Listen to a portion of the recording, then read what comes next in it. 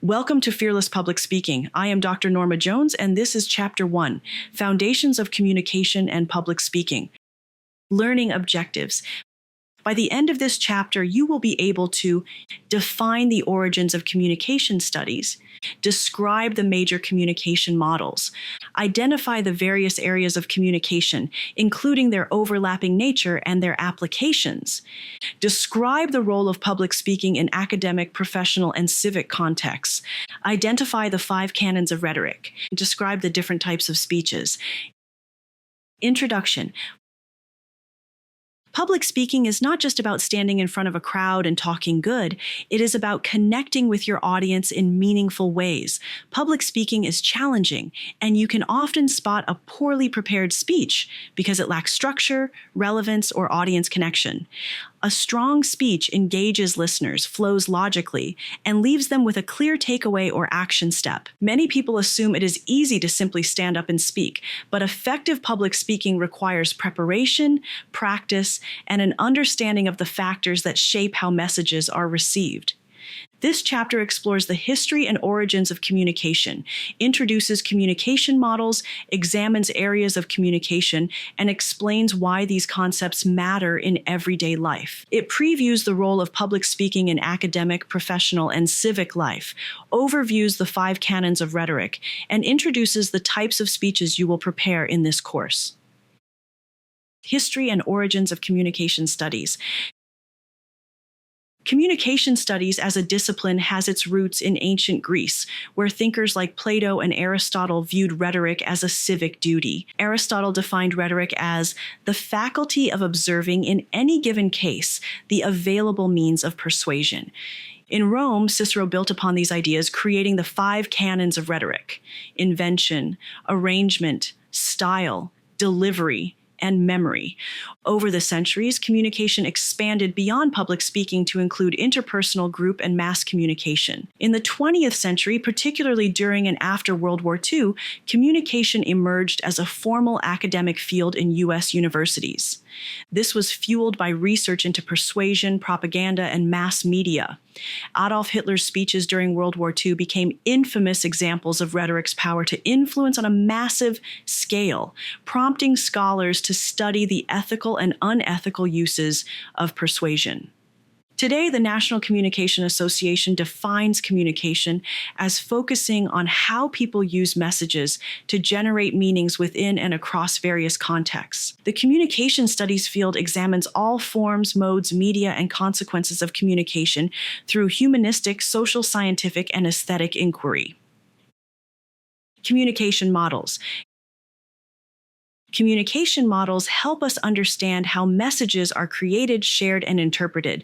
They also highlight where communication can break down. Each model has specific parts that shape how we understand the communication process. The linear model of communication explains communication as moving in a single direction from sender to receiver. In this model, the sender encodes a message and transmits it through a chosen channel to a receiver, who then decodes the message. Noise, meaning anything that interferes with or distorts the message, can occur at any point. Sender, the initiator of communication who encodes and sends a message. For example, a television news anchor is reading a scripted news story to the audience. Receiver, the person or group who decodes the message. For example, viewers at home interpret the anchor's words, tone, and facial expressions as they watch the broadcast. Message, the content the sender wishes to convey, which can be intentional or unintentional, verbal or nonverbal. For example, the news story's details about a recent weather event. Channel, the medium used to send the message. In this case, the live television broadcast combines spoken words, visuals, and graphics. Noise, internal or external factors that distort the message. For example, a viewer's television signal cutting out, loud household noise during the broadcast, or distractions that cause them to miss key information. A key criticism of the linear model is that it assumes communication is one way and does not account for context or feedback. Television is a good example because no matter how much you speak to it, or in my case, yell at it when referees make a bad call against my Lakers, it does not respond. The transactional model addresses these shortcomings by showing that communicators are both senders and receivers simultaneously, with personal experiences and context influencing each exchange. In other words, it is a simultaneous and continuous process in which all participants are both senders and receivers at the same time. This model emphasizes that meaning is co-created through shared experiences, social and cultural contexts, and the ongoing exchange of verbal and nonverbal messages. The transactional model also recognizes that communication always occurs within multiple contexts: physical, social, cultural, and historical, which shape how messages are created and interpreted. Communicators, all participants send and receive messages at the same time. For example, during a live television news broadcast with an in-studio interview, the anchor, the guest, and the viewers are all influencing the conversation. The anchor may be speaking while interpreting the guest's tone and body language, the guest may be listening while planning a reply, and viewers may be forming opinions in real time. Co-creation of meaning, the shared understanding that develops between communicators. For example, the anchor and guest may shape the tone of the interview together, as clarifications, follow-up questions, and reactions influence the audience's interpretation of the topic. Context. Communication occurs in overlapping environments. The physical context includes the newsroom setting and its technology. The social context includes professional roles and expectations between journalists and guests. The cultural context may involve norms for politeness or storytelling in different communities.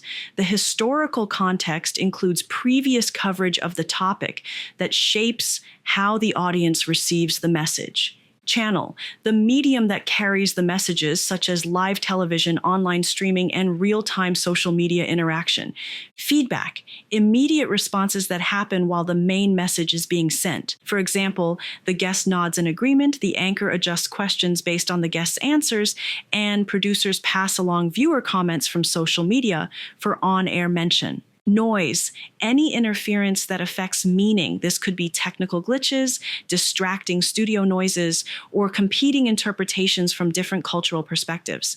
Understanding these models gives public speaking students a framework for thinking about how communication works in real life. The linear model helps them focus on crafting clear, intentional messages. The transactional model helps them recognize that meaning is not fixed, but co-created with the audience in the moment, shaped by context, shared experiences, and cultural perspectives. For public speakers, this awareness is critical. It helps them prepare speeches that are clear and well-structured, adjust delivery based on audience reactions, and remain sensitive to the cultural and situational factors that influence how messages are received. Mastering these models strengthens both the content and delivery of speeches, making speakers more adaptable, effective, and audience-centered. Areas of communication. Communication is a big field, so we can break it down into smaller, overlapping areas. Intrapersonal, self-reflection, and internal dialogue. This is where speeches begin as you think through ideas, plan your approach, and build confidence. Strong intrapersonal skills help you clarify your purpose before you ever speak. Interpersonal, one-on-one interactions. In preparing for a speech, you may interview someone, get feedback from a peer, or refine ideas in conversation. Group communication among 4 or more people. Group interactions can help you brainstorm, collaborate on research, or coordinate with a team for a presentation. Public, one speaker addressing an audience. This is the most visible form in our class, where you will deliver speeches and practice connecting with listeners. Mass, messages to large audiences through media. You will consider how your speech might be adapted for podcasts, videos, or other large-scale formats. These forms often overlap. For example, preparing a public speech might start with intrapersonal planning, move into interpersonal conversations for feedback, use group collaboration for content development, and later be shared in mass communication formats.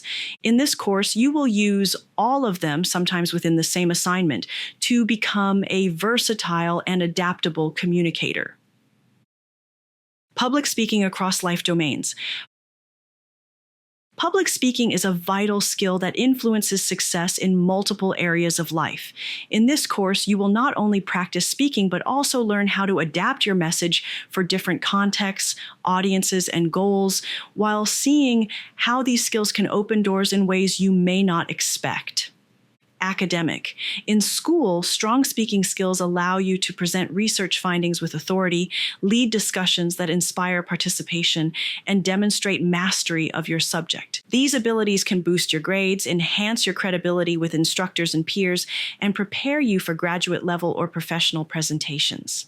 Professional. In the workplace, the ability to pitch ideas clearly, lead productive meetings, and represent your organization well can directly impact career growth. Effective public speaking can help you stand out in competitive environments, gain recognition from leadership, and increase opportunities for advancement. Civic.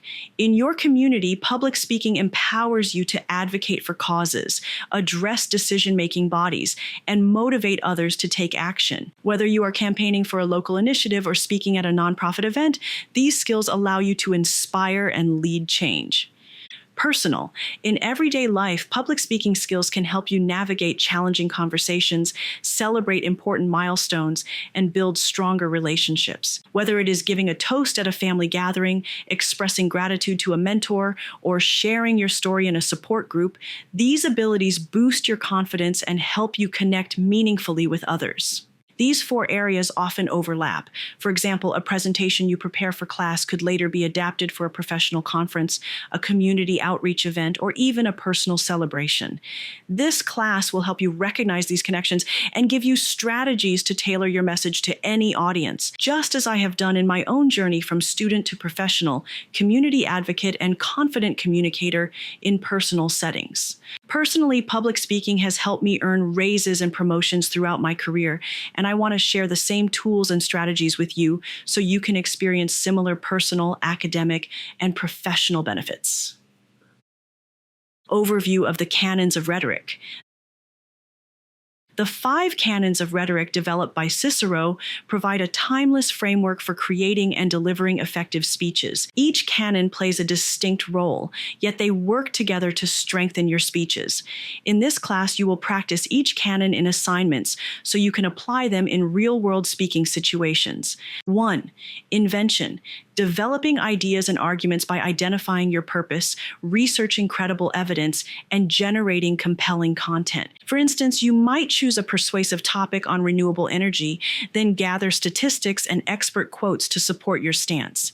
This canon ensures you have something meaningful and well-founded to say. Second arrangement, structuring ideas logically so the audience can follow and remember them, such as organizing a speech with a clear introduction, 3 main points, and a conclusion that reinforces your message.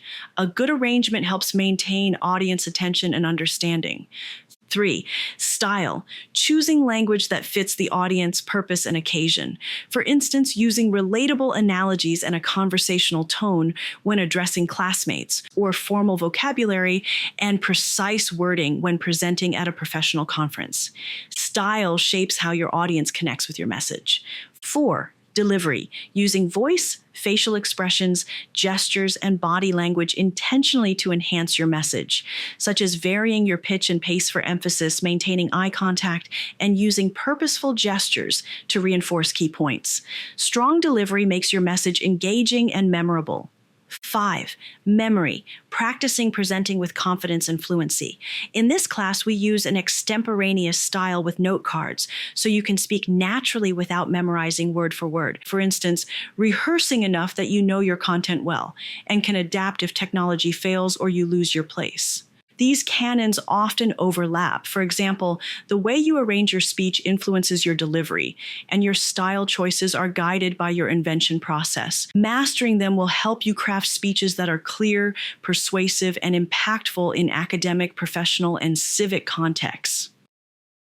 Types of speeches. We have multiple types of speeches. Here are some to consider. Informative aims to teach new information, deepen understanding, or clarify complex concepts.